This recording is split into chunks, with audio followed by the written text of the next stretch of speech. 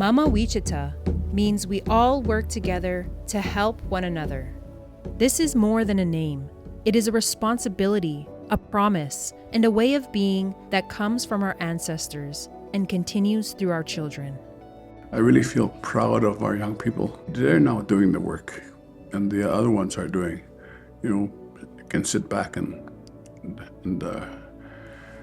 just get old. But I think that's the beauty of it. Beauty of it. We built a foundation. They carry it on. Yeah. Mawi was born in the fall of 1984, during a time when Indigenous families were being separated at alarming rates and community voices were often ignored. Indigenous children were entering systems that did not reflect who they were, where they came from, or what they needed to thrive.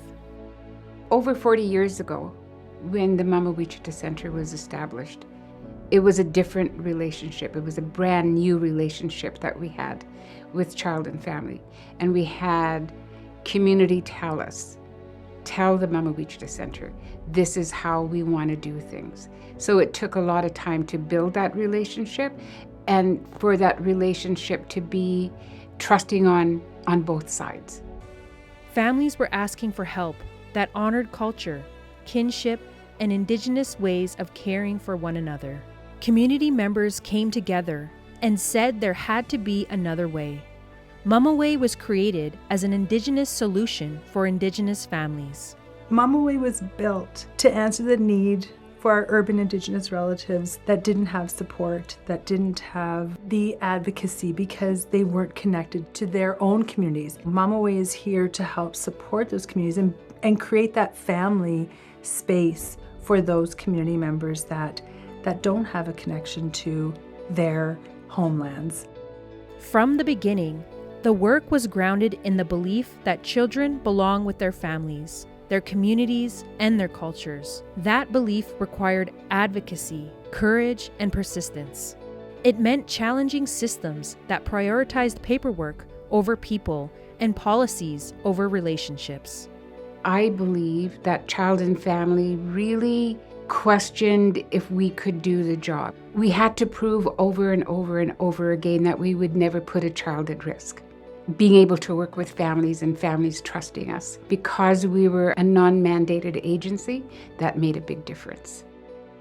Mamawi fought and continues to fight for the rights of children by defending their connection to family, culture, and community.